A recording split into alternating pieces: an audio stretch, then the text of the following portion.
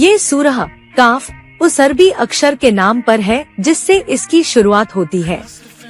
ये सूरह मक्के में उतरी थी और इसका मुख्य मकसद उन लोगों के इनकार का जवाब देना है जो मरने के बाद दोबारा जी उठने क़यामत को नहीं मानते थे। उस वक्त के कुरैश के लोग हैरानी जताते थे कि क्या जब हम मरकर खाक हो जाएंगे तो क्या हमें दोबारा नया जन्म देकर उठाया जाएगा। ये सूरह ठीक इसी बुनियादी सवाल पर रोशनी डालती है और बहुत ही दिलचस्प और तार्किक अंदाज में क़यामत की हकीकत को साबित करती है।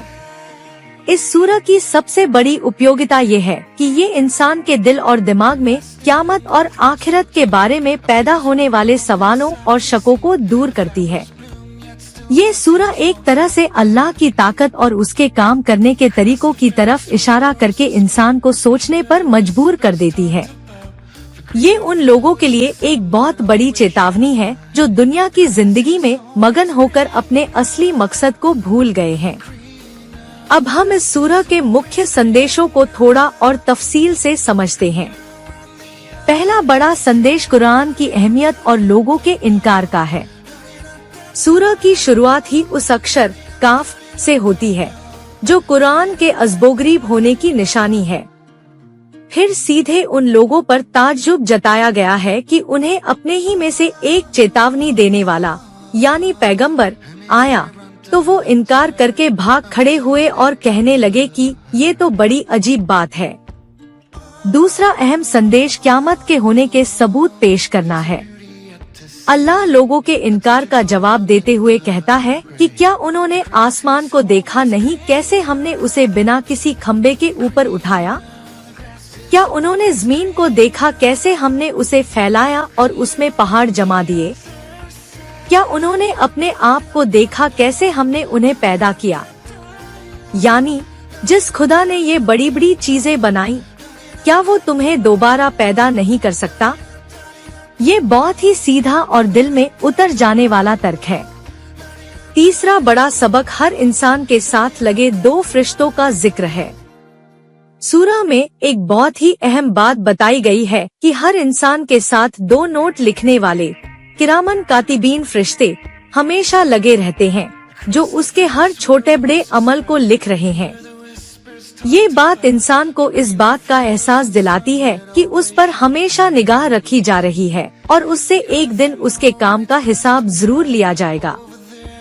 चौथा अहम संदेश क़यामत के दिन की दहशत और हालात का वर्णन है। सूरह में बहुत ही डरावने और साफ शब्दों में क़यामत के दिन का मंजर पेश किया गया है।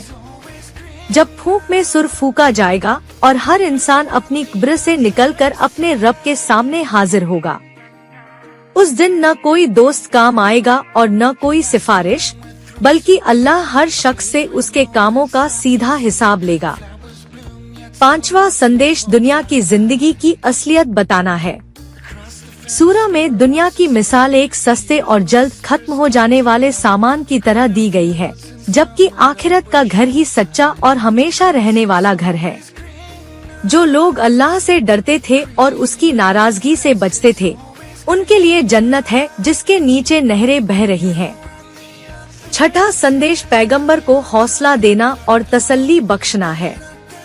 अल्लाह अपने पैगंबर को हुक्म देता है कि आप उन लोगों के तानों और इनकार से जरा भी दुखी न हो, बल्कि अल्लाह की तारीफ तस्बीह करते रहें और सुबह शाम उसी की इबादत में लगे रहें।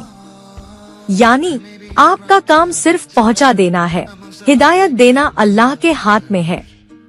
कुल मिलाकर सूरह काफ हर इंसान के दिल में ये बात बिठा देती है कि मौत के बाद की जिंदगी एक सच्चाई है और उसके लिए तैयारी करना बहुत जरूरी है। ये सूरह हमें चौंकाती है, हमारी आंखें खोलती है और हमें इस बात पर सोचने के लिए मजबूर कर देती है कि हम अपनी कीमती जिंदगी किस चीज में लगा रहे हैं। ये हमें प्रकृति के निशानों को देखकर अल्लाह की ताकत पर यकीन करना सिखाती है और आखिरत की तैयारी के लिए प्रेरित करती है।